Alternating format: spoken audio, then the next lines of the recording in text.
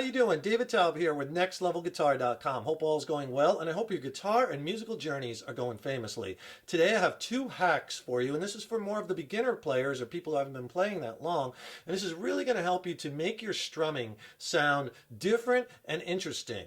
A lot of the questions I get from early on guitar players have to do with their rhythms and their strum patterns. They're always playing the same thing, and it's always sounding the same. And I get so many questions from students saying, hey, what can I do to make my strumming sound different or my rhythm sound a little different, right? And you might only be playing a couple of strum patterns at first, and that's fine, but I'll show you 2 things that you could do that's going to totally make your strumming sound different, and this will work with any of your strum patterns. And if you like exercises like this, I have more exercises in my ebook. Click on the link in the YouTube description box below, and I'll send you a killer free video lesson and ebook. The ebook is packed with more chord charts, more lessons, more exercises. The video lesson is awesome. It's extended play. It's not on YouTube. It's a killer 1-2 combination that will really help you along in your guitar journey. And all you have to do is just click on that link below. I'll send it to you for free. Okay, so for both of these techniques or hacks, I'm going to demonstrate them using the same strum pattern. And this is an easy strum pattern that you probably learned, one of the first ones that you've ever learned. It's down, down, up, up, down. Down, down, up, down. An 8th note pattern. 1 and 2 and 3 and 4 and 2 and 2 and 3 and 4. Down, down, up, down. Okay, so get that solid, and then here's what we're going to do. You're probably playing that a lot through all your chords and all your changes, or maybe even some easy songs, right? So what you want to do next is, let's just use a G chord first. G major chord. So here's the first trick. On that first downstroke, on that first down, what I want you to do is just hit the low E string. Doesn't have to be exact. If you catch a little of the A string, that's okay too. But basically what we're going after is separation. I call this bouncing off the low root note. It'll sound like this. Hear the difference? So for that first down, you're hitting just the low string or the low 2 strings of the root of whatever chord you're playing. And then your second down, up, up, down, up. Just continue with the pattern, right? But it gives that nice separation.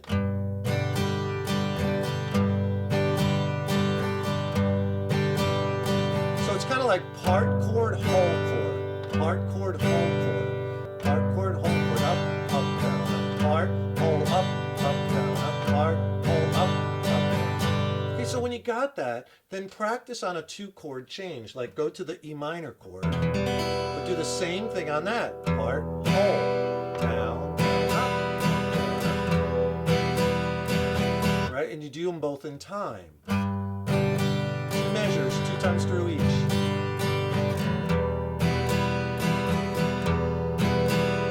Again, down, down, up, down, part, whole, up, part, whole, up. All right, and you can do that with your progressions and your songs, and it really adds another dimension because you have this separation of the pattern. Now to take it to the next step, practice it on 2 more chords, making it a 4 chord change. But let's go to A minor. It's harder now because now you got to hit the A string and not the low E string. And if you hit the A and the D, it's okay, but again, it's down, down, part, whole. And then we'll go to a D chord, so then you have to hit the D string, miss the low E and the A. So this is also working your ability to catch those strings. Right, down, up. I'll do it slow, so the 4 chord change, G, E minor, A minor, D. It'll sound like this with this technique and pattern.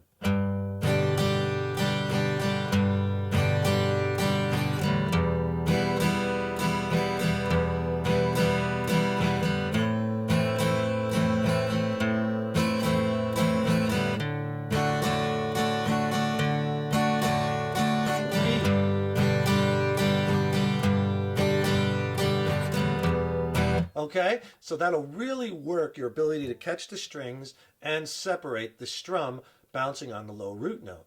All right, that's the first hack. And if you get a sec, please subscribe to the channel. You know, subscribing to the channel, that really helps us to keep bringing the content. And ring that subscription bell, because then you'll be notified when I have new lessons posted. Leave a comment below. Let us know what lesson you'd like to see coming up next. And if you like the video, please click the like button, give it a thumbs up, share it, and thank you so much for your support. Now, the second thing you could do is you could start to bring arpeggiation in and combine it with your strumming. And I know students have a lot of trouble with this at first, but I'm going to make it really easy. And all arpeggiation is,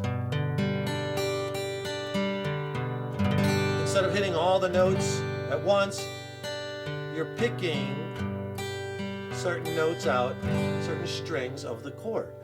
All right, don't let that intimidate you. So here's how you could do it. And again, both of these will work with any strum pattern too. So what you want to do, and by the way, we'll use that same strum pattern for this exercise. And let's start with a G chord. Okay, so what we're going to do this time is we're going to do the down, down, but this time on those two upstrokes. Up, up. We're going to pick instead of strumming the whole chord. So on the first up, pick the high E string, and on the second up, pick the B string. And there's our two upstrokes. And then you do a down, up, full strum. So again, we're creating separation, but this time with arpeggiation. Now, if you hit on the first up, the high E and the B, it's okay. It doesn't have to be exact, because still it gives you that separation. You're not hitting the whole chord. So high E string, B string. If I do that slow, just staying on the G chord. Down, down, pick up, down, up, down, down, pick up, down, up. I, B.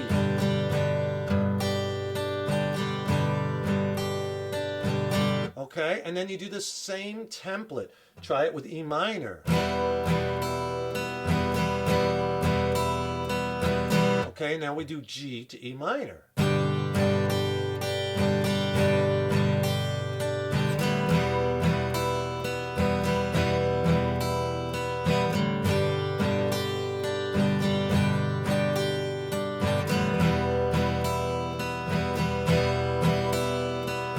So now let's do it, but with the 4-chord change, like we did before. G, E minor, A minor, to D, with the arpeggiation and strumming combined.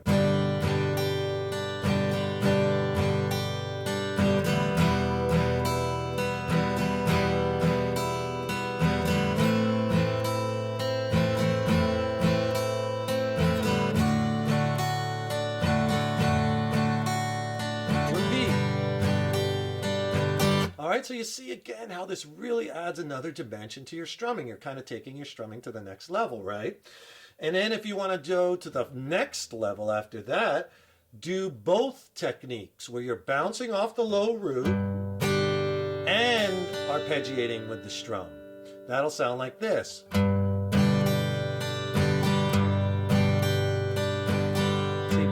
part chord, whole chord, pick up, pick up. You don't have to do it every time. Sometimes you just do the full strum. Right? You could kind of mix it up and make it your own. But let's try that, combining both techniques through the 4-chord change. It might sound like this.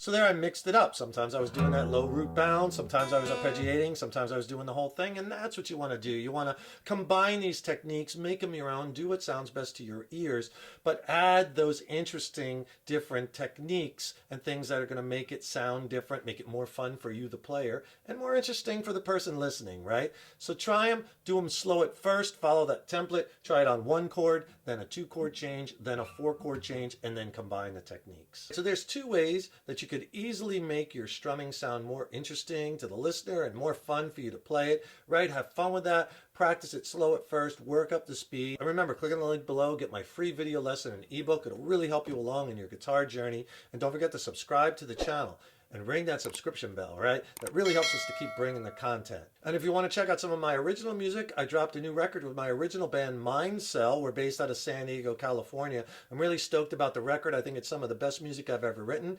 It's streaming on all the platforms, so check it out. I'll put links to it below in the YouTube description box.